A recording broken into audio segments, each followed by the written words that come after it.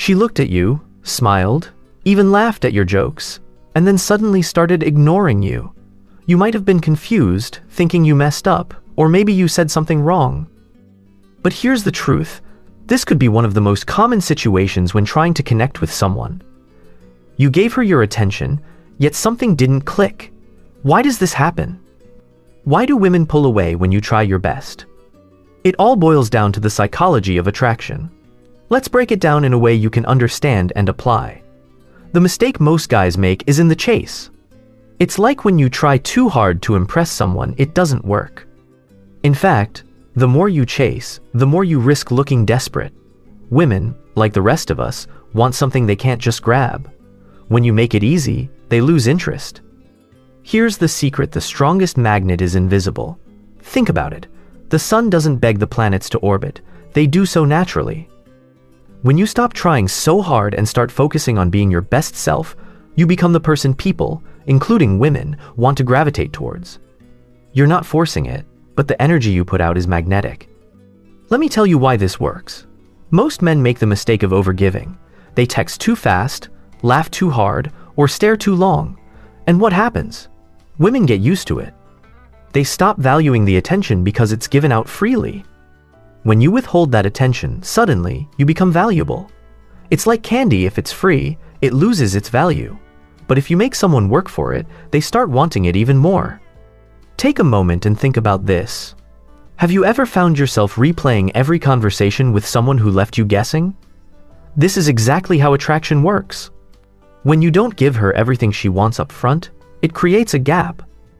And this gap, my friend, becomes her obsession. She starts thinking about you more because she can't figure out why you aren't chasing. That's when the real attraction kicks in. And here's the kicker: the less you try, the more she tries. When you stop bending, when you hold your ground, she begins to feel the pull. You're not trying to impress her. You're just being yourself, and that's what makes you magnetic. Now, here's where most guys mess up. They try to be the nice guy, doing everything right, being available all the time. They text first, always laugh at her jokes, and try to make her feel comfortable. While all of this might seem like the right approach, it's actually a trap.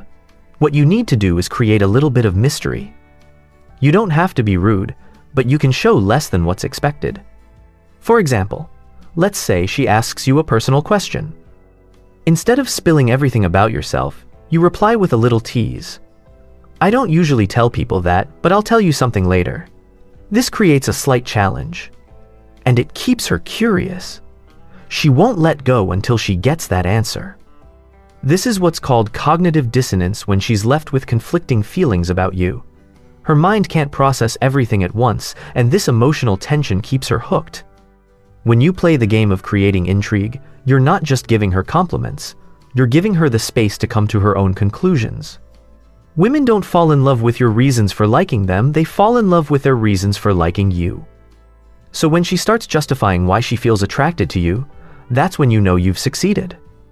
Let's look at how you can make this work in real life. Imagine you're texting her, and you want to hint at meeting up. Instead of saying, "We should meet up sometime," you could say, "You know." It's funny how energy like this usually makes people think about seeing each other again before the night's even over.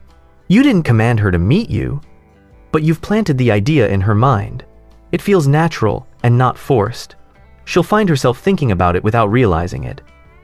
Here's another example. Instead of directly asking her to text you later, you say, "Most people, after a conversation like this, can't help but want to keep in touch. See what just happened?" You framed it as something most people do, not something she should do. That subtle nudge sends the message without her feeling pressured. This is the power of embedded commands, a psychological tool where you make her brain connect the dots without you explicitly telling her what to do. The moment she starts thinking about you, even if you didn't tell her to, the attraction begins to grow naturally. And this brings us to a crucial point: don't over-explain. Keep things light. If she asks you a question, respond, but always keep a bit of mystery. For instance, if she asks where you've been, instead of giving her a detailed story, you could say, "I've been around, but it's nice to get back to some peace and quiet." It's not just about avoiding direct answers. It's about creating a sense that your life has depth, and she wants to understand it more. So, what's the final takeaway? Attraction is a game of contrast. When you pull back just enough, when you give her a little space, it makes her lean in. Every time she chooses to stay engaged, she justifies that choice, and that's where the bond forms. The next time you're in a conversation, remember, less is more. Let her invest in figuring you out. When she does, that's when she'll feel the pull, and that's when you'll truly attract her.